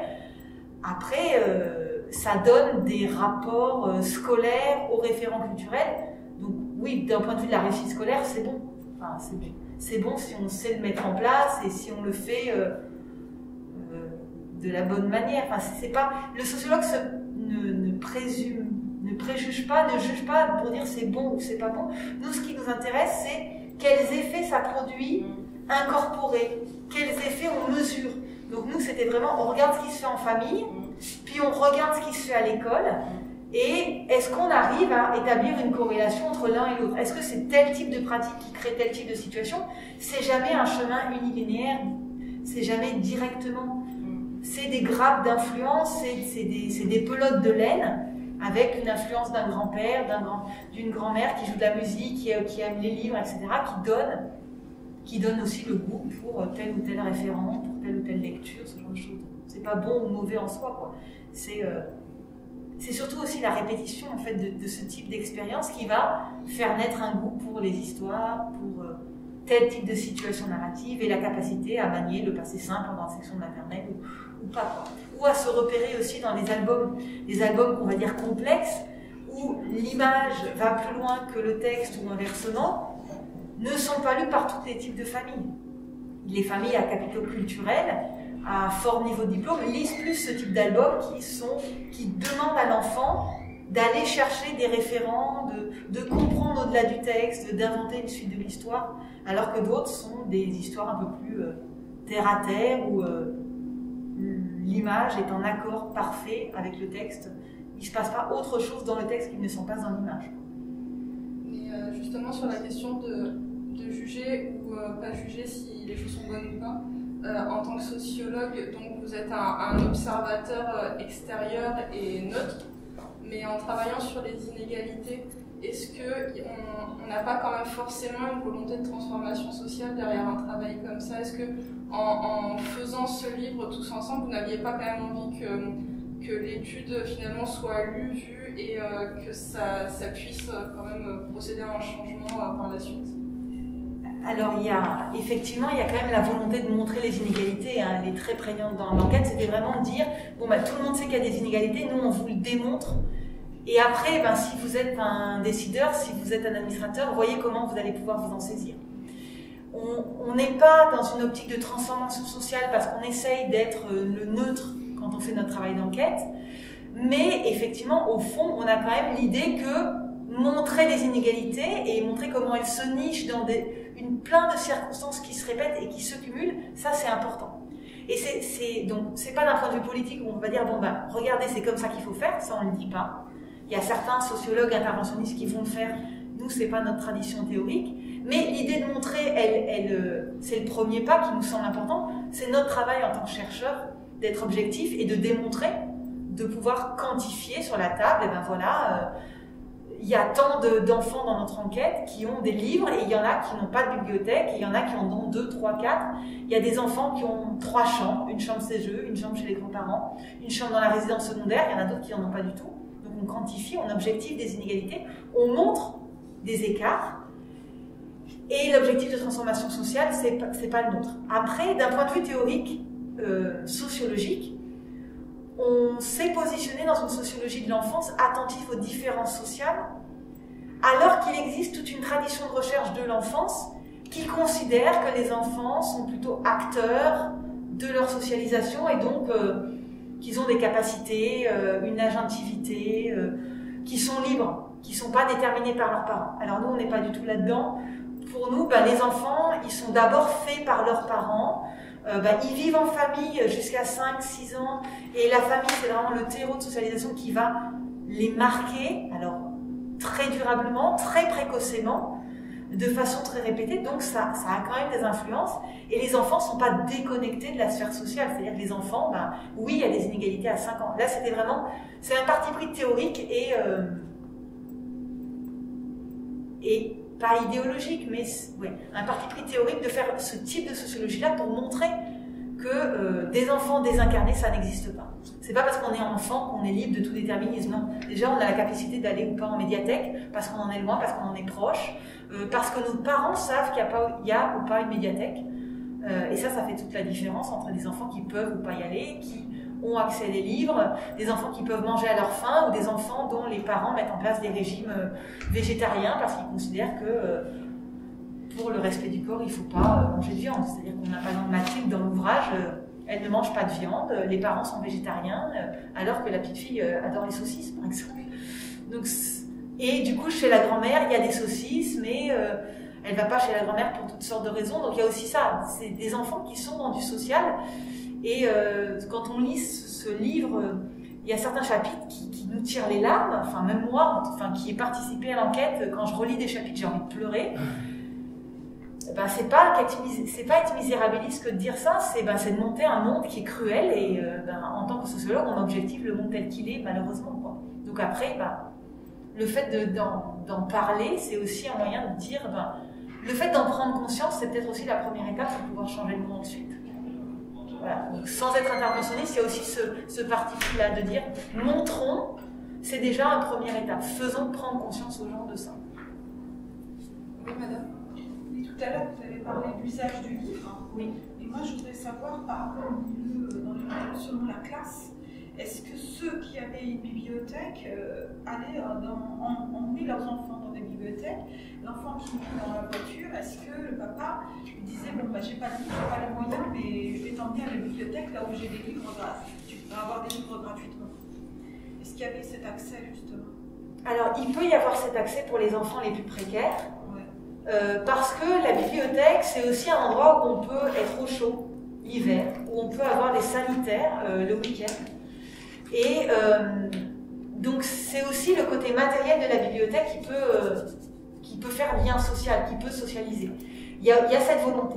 Mais malheureusement, il y a aussi des fois l'urgence temporelle qui fait que même si on a envie de donner accès à des livres, des fois il faut aussi courir les associations pour pouvoir avoir à manger.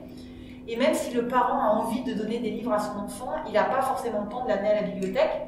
Et bien parce que le week-end, il faut jongler entre des lessives qu'il faut faire à la laverie, comment on fait sécher du linge dans une voiture en plein hiver, voilà, ce genre de choses. Donc il y a l'envie, mais pas forcément la capacité à y aller en termes de disponibilité temporelle. Chez les classes supérieures, toutes les classes supérieures ne vont pas à la bibliothèque. Il y en a qui préfèrent lire un livre qu'on a acheté. Il y a des parents de l'enquête qui me disent « Moi, je ne peux pas lire un livre que j'emprunte à la bibliothèque. » Voilà. Et il y en a d'autres, mais ça, c'est plutôt chez les classes moyennes, qui vont aller à la bibliothèque, qui y vont et qui sélectionnent, qui trient, qui en font un usage très élitiste, très clivant, c'est-à-dire qu'ils vont chercher les bons livres, ils font commander à la médiathèque les livres qu'ils veulent faire lire à leurs enfants, etc. Donc il y a usage du livre par plusieurs canaux dans certains milieux sociaux, tandis que dans d'autres, c'est le seul accès au livre. Et effectivement, c'est aussi un terrain où l'enfant peut découvrir et avoir la joie de voir tout ce qui se fait, sans pouvoir y aller autant forcément qu'il voudrait. Et je reviens par rapport à la notion du bruit de l'enfant qui va dormir, effectivement, les conditions sociales. Donc moi, on était dans un appartement où on était beaucoup d'enfants, et c'est vrai que la bibliothèque, c'était le moment où je pouvais me concentrer sur mon travail, et ma mère en tout cas savait que de telle heure à telle heure, j'étais à la bibliothèque pour pouvoir travailler. Oui, c'est effectivement un espace où on peut avoir du temps pour lire en silence, du temps où on peut se retrouver dans un autre espace-temps, c'est-à-dire que on se sort du quotidien et on peut avoir accès de l'espace, des livres partout, sans forcément les lire. On est dans un autre environnement où on peut feuilleter. C'est-à-dire c'est plus gratuit que la vie du quotidien, mais les enfants les plus précaires de notre enquête ont très peu la disponibilité temporelle des parents pour les emmener à la bibliothèque, malgré tout. Même si c'est une envie qui est là, il y a quand même cette urgence du quotidien qui fait que... Sincèrement, je sais que les enfants, j'ai l'impression aussi, il ne faut pas non plus les assister parce qu'il faut leur donner un certain âge, je ne sais pas, quand j'ai pas longtemps, mais être intelligent, débrouillard à la bibliothèque de soi-même, c'est pas non plus les parents. Oui, mais à 5 ans, quand on vit à 1h30 du centre-ville et qu'on... Si on a une bibliothèque à proximité, moi j'ai fait le chemin de l'école à pied, c'était super loin. Très petite, j'allais à la primaire toute seule aussi. Mais là, les enfants, par exemple, quand on parle dans l'enquête, c'est des enfants, ne serait-ce que prendre les transports en commun, c'est quelque chose qui coûte. Non, mais c'est quelque chose qui est dangereux pour eux parce qu'ils n'ont pas d'argent pour payer le ticket de bus. Les transports coûtent, mais quand on regarde qu'ils sont habillés de haut en bas en marque, excuse-moi, tu as l'argent pour prendre des transports. Mais là c'est pas le cas. Là, je parle pas, je généralise pas, je parle vraiment des enfants qu'on a dans notre enquête. Déjà tous les matins ils se lèvent 1 heure plus tôt que leurs camarades pour pouvoir aller à l'école parce qu'ils sont à 1h30 de l'école où ils sont scolarisés. Donc faire en plus, c'est-à-dire qu'il faut voir aussi la fatigue des parents et la fatigue de ces enfants. Et la patience des parents. Oui, mais c'est surtout vivre à 3, 4 dans un foyer collectif avec du bruit au-dessus, etc. Enfin, les parents, ils songent aussi à comment je vais faire manger mes enfants à midi, comment je vais laver leurs vêtements avant de les amener à la bibliothèque. Et c'est pas une démission là des parents, c'est vraiment dire que l'urgence c'est manger, quoi. L'urgence c'est vivre. Dans l'enquête, il y a des parents qui ne parlent pas français et du coup c'est leurs enfants qui leur expliquent. Donc prendre le métro, aller à la bibliothèque, ça suppose aussi de savoir lire le français. Ce qui n'est pas le cas de certains parents de notre enquête. C'est-à-dire qu'on est volontairement allé chercher des familles très très précaires pour donner à voir aussi ce que c'est qu'être enfant de 5 ans dans ces familles-là. Et justement, j'en profite pour dire quelque chose que je n'ai pas dit, qui me semble important, c'est que d'un point de vue méthodologique, faire de l'enquête auprès de ces familles-là, c'est extrêmement difficile. C'est-à-dire que la sociologue qui a fait ces terrains-là, Claire Cluzot, elle a eu cette capacité à être là, devant l'école, à tenir malgré les lapins, la difficulté à mener l'enquête à bout. Même dans les classes supérieures, il y a des familles qui nous ont glissé entre les doigts. Donc on a réussi à mener l'enquête avec 35 familles au bout, mais ça ne veut pas dire qu'on n'a fait que 35 familles. Ça veut dire qu'au bout du 3e entretien, finalement je ne vous répondrai plus, ou finalement l'enseignant ne veut pas vous recevoir. Donc c'est-à-dire qu'on pouvait nous lâcher à tout moment dans l'enquête. C'est-à-dire que si on a fait 3-4 entretiens mais qu'on n'a pas la grand-mère, ou pas la nourrice, le cas ne pouvait pas être mis dans l'enquête. C'est-à-dire qu'il y a des cas comme ça qu'on a laissé tomber en cours d'enquête parce qu'on n'avait pas la totalité du terrain. L'idée, c'était qu'on avait une volonté de faire vraiment le même protocole. Et pour ces familles-là précaires, il y avait vraiment une difficulté à mener les entretiens à bien. Notamment la petite fille Balkis qui vit dans sa voiture. Et ben la sociologue, elle fait les entretiens alors que le père y roule et qu'il amène l'aîné au collège. Donc elle fait les entretiens dans la voiture où il y a la nourriture, où il y a les vêtements qui sèchent, et le père qui conduit, et puis le père qui regarde sa montre tout le temps parce que il y a le parc-mètre et qui ne peut pas payer le parc-mètre, donc il y a aussi cette capacité-là. Donc il y a aussi ça, c'est-à-dire qu'avoir ces familles-là, en avoir 4 dans ces conditions-là, c'était extraordinaire de volonté, de compréhension. On a vraiment eu beaucoup de mal aussi à se faire comprendre de ces personnes-là. Les grilles d'entretien, on a dû les aménager parce qu'on s'est rendu compte que quand on demandait aux parents des exemples, donnez-moi un exemple de ça, donner un exemple, ils ne savaient pas ce que c'était. C'est-à-dire que avoir le même protocole d'enquête et se donner cette exigence-là en fait en tant que chercheur, se dire toutes les familles, du patron de brasserie à la famille qui a des énarques jusqu'en bas, ce seront les mêmes questions, le même protocole de A à Z pour avoir une base de comparaison. Ça donne des difficultés d'accès au terrain et surtout de tenue du terrain sur le temps long. Donc là, on a eu la chance d'avoir ces familles-là, de pouvoir les avoir. Et il y a des familles, il y en avait 6 en fait au départ de l'enquête, et il y a des familles, elles sont parties de France au milieu de l'enquête. Mais la sociologue qui a mené ces terrains-là de front, elle a réussi parce qu'elle a donné des coups de main, elle a fait des papiers, à tel point que dans une famille, la famille de Libertad, on lui a proposé d'être la marraine de la petite fille. Il y avait, il y avait des espèces de don contre don aussi, tu vas m'aider à comprendre des papiers, tu vas m'aider à remplir des papiers, tu vas, donner des meubles. C'est-à-dire que faire l'enquête dans ces milieux-là, on parlait d'engagement, de rapport aux inégalités, et faire le terrain aussi sur ces terrains-là, c'est aussi donner de sa personne. Donc c'est être tout le temps là, avoir des lapins, donc y retourner, et puis donner un meuble dont on ne sert plus, donner le coup de main, et puis au premier entretien, la mère arrive avec 5 autres personnes, un couple de Roms avec des enfants en bas âge, etc. On dit bon, elle ne va pas pouvoir faire l'entretien ou enregistrer avec tout le monde. Qu'est-ce que je fais? En tant que sociologue, je reste et je discute, et ça donne aussi accès au terrain. Donc il y a aussi ça, d'un point de vue méthodologique, ce qu'il faut voir, c'est ça, c'est la capacité à avoir accès à ce type d'enfants et de personnes, c'est aussi parfois difficile, c'est délicat à tenir sur le long terme, sur une année scolaire. Parce que l'année scolaire, le rapport au temps qu'on a nous tous, issus de classe moyenne, on va dire au sens très large, c'est un rapport au temps qui n'est pas la norme pour tout le monde. Et dans ces familles-là, on se rend compte que le rapport au temps, c'est pas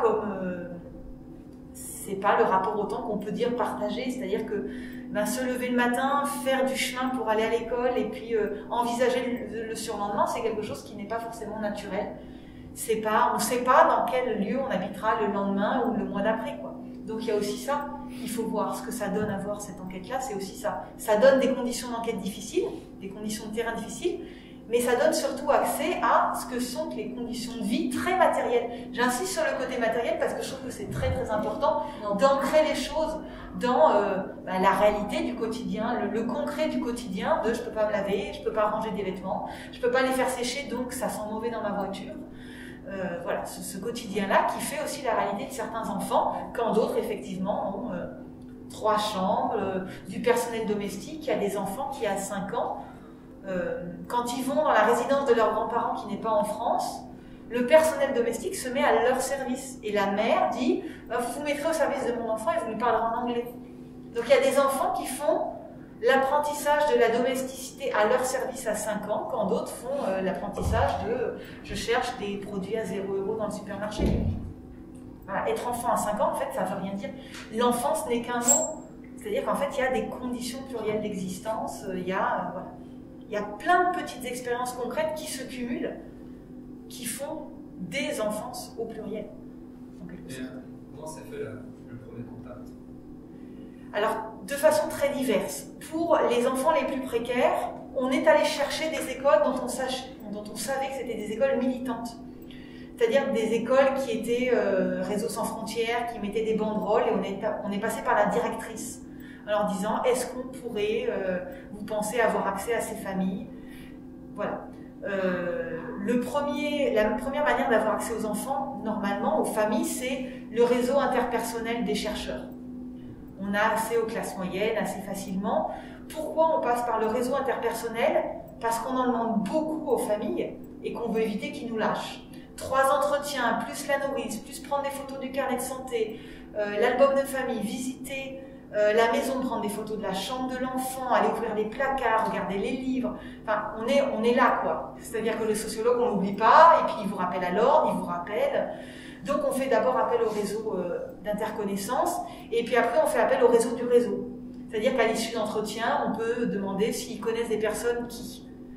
Ça, c'est la première étape. Mais une fois qu'on a eu les professions ou les personnes de l'espace social les plus faciles à avoir pour nous, des profs, etc., il a fallu combler les trous de l'espace social. Parce que l'idée, c'était vraiment avoir des enfants partout dans l'espace social. Donc pour certains cas, on a dû aller voir des écoles de certains quartiers en particulier en disant au directeur, ben voilà, il nous manque ça. Et très précisément, est-ce que vous avez un enfant d'artisan coiffeur? Est-ce que vous avez un enfant de boucher? Parce qu'il nous manquait des professions, des places à combler dans l'espace social. Et pour les classes supérieures, vous en avez trouvé par vous-même ou pareil, vous avez aidé? Alors dans les classes moyennes, dans les classes sup à capital culturel, on rayonne autour de nous. Après, il y a aussi certains sociologues de l'enquête qui avaient déjà fait des terrains dans les classes sup. Par exemple, Joël Lélier, qui a travaillé sur l'Opéra de Paris, avait déjà l'accès aux familles qui ont leurs enfants à l'Opéra de Paris. Et du coup, par interconnaissance élargie, peuvent avoir accès aux familles de l'élite. Donc ça s'est fait comme ça. Géographiquement, c'était sur tout le territoire? C'était sur tout le territoire, rural, urbain, Paris, Marseille, Lille, Nantes. Voilà. Vraiment, l'idée de rayonner partout pour vraiment... parce que la tension géographique, elle peut aussi donner accès à des conditions de vie différentes. Avoir un 50 mètres carrés à Paris, c'est pas avoir un 50 mètres carrés dans l'espace agricole ou dans une petite commune. Donc il fallait vraiment pouvoir comparer des enfants. Et qu'est-ce que ça veut dire qu'habiter un 300 mètres carrés là où il n'y a pas de tension locative, ou alors habiter un 160 mètres carrés à Paris 16e, quoi. Donc il fallait pouvoir un peu rayonner partout, et c'était vraiment un enjeu de se déplacer. Et puis on était 17, on avait une force de frappe qui nous permettait de nous déplacer dans l'espace pour avoir accès à ces personnes-là un peu partout. C'est quoi la finalité du livre? Est-ce que la vocation est de consulter et derrière peut-être mener des actions par, je ne sais pas, des décideurs, ou est-ce que c'est purement informatif? Est-ce que derrière il y a un financement ou au départ? L'enquête, elle a été financée. On a réussi à faire cette enquête parce qu'on a été financé par l'Agence nationale de la recherche, c'est-à-dire qu'on a déposé un projet en 2, 3, 4 étapes pour obtenir un financement assez conséquent, très conséquent de l'Agence nationale de la recherche, pour donner à voir les inégalités. Comme je le disais tout à l'heure, l'objectif c'était de donner à voir les inégalités, montrer dans le détail concret ces inégalités. Après, le deuxième pas, c'est-à-dire que si quelqu'un veut prendre en charge ça et dire « regardez, et donc je vais faire telle loi », ça c'est pas à nous de le faire. Nous c'était vraiment objectiver, rendre concret, dans le détail, plus que des enquêtes statistiques qui se contentent, entre guillemets, se contentent de dire 7 enfants sur 10 ont accès à un livre avant 1 an, à l'âge de 1 an ou plus, un enfant maîtrise tant de mots de vocabulaire lorsqu'il est de telle catégorie sociale. Là c'était jouer sur le détail, la multiplication des informations sur des familles pour rendre concret ce que c'est qu'être enfant de classe sup, de classe moyenne, etc. On donne, et après, aux personnes de se dire, on peut en faire quelque chose ou pas. On peut approfondir aussi des points. Mais c'était déjà c'était déjà beaucoup de travail. Il y a 175 entretiens en tout, il y a 3600 heures d'enregistrement, enfin... il y a des heures et des heures de retranscription, il y a 12 réunions. Tout ce qui n'est pas dedans est gardé, c'est-à-dire que s'il y a des gens qui veulent aller voir la formation en dehors du livre, c'est possible. Alors elle n'est pas forcément en libre accès, parce mais effectivement, là il y a 18 cas dans le bouquin, il y a les 17 autres qui sont dans nos ordinateurs respectifs, il y a tout ce qu'on n'a pas encore publié, écrit, c'est de la manne d'informations qui reste encore à traiter, à analyser. Et 1 an après, il n'y a pas de...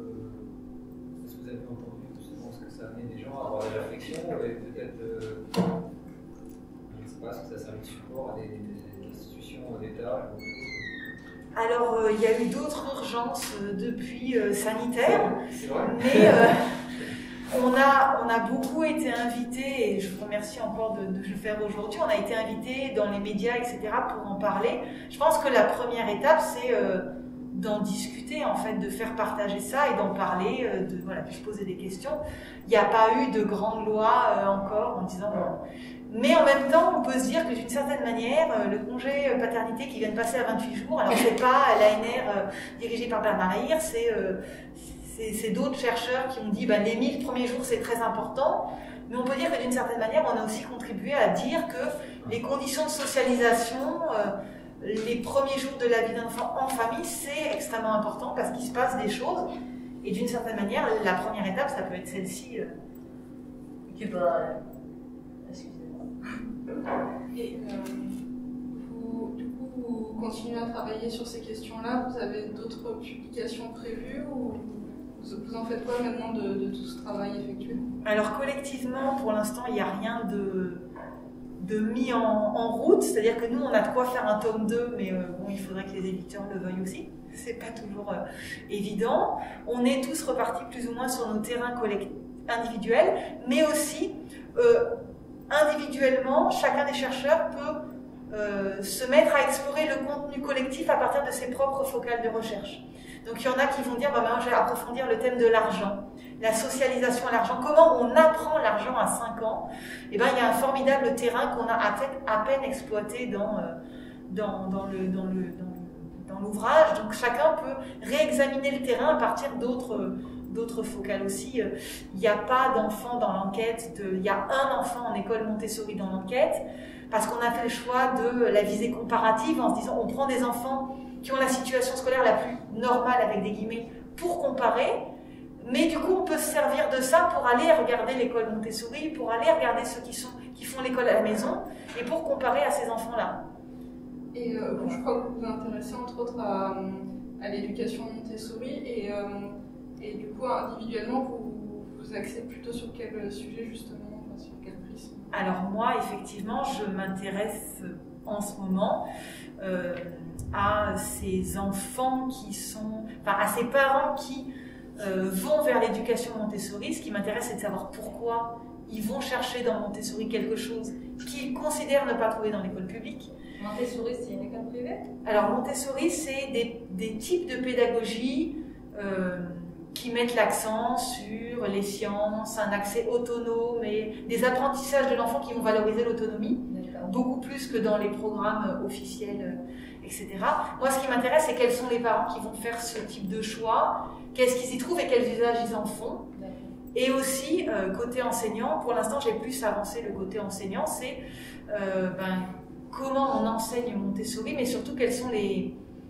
J'ai des personnes en reconversion, c'est-à-dire des personnes qui étaient enseignantes ou qui n'étaient pas enseignantes et qui vont devenir enseignants Montessori, m'intéresser aux raisons qui vont chercher ce type de pédagogie plutôt qu'une autre. Donc je creuse à partir de ces terrains-là, donc toujours sociologie de l'enfance, de l'école, de façon un peu de biais, mais toujours attachée à ces questions-là. On va conclure là-dessus. Si ce sujet vous a intéressé, le samedi 10 octobre, on va avoir une autre conférence sur les enfants et la lecture. Et qu'est-ce que ça apporte de faire la lecture aux enfants. Et voilà, donc ce sera une conférence qui va être menée ici aussi, donc qui s'adressera plutôt aux parents, a priori. Et ce sera le samedi 21 novembre qu'il y aura le 2e numéro de Penser la société, où cette fois-ci on va rencontrer Jules Salé, qui a écrit un livre qui s'appelle L'exploitation à la cool et qui raconte son expérience de livreur à vélo. Donc ce sera sur le thème du travail et de l'ubérisation du travail. Livreur à vélo pour Deliveroo, enfin les nourritures livrées à vélo en ville. Donc voilà. Le 21? Le samedi 21 novembre. C'est le même horaire qu'aujourd'hui? Ce sera à 15h aussi l'après-midi dans la même salle. Voilà, et je vous remercie à tous pour votre temps et surtout merci beaucoup Frédéric Giraud d'être venu depuis Lyon pour passer ce moment avec nous. Merci à vous. Merci. Merci à vous.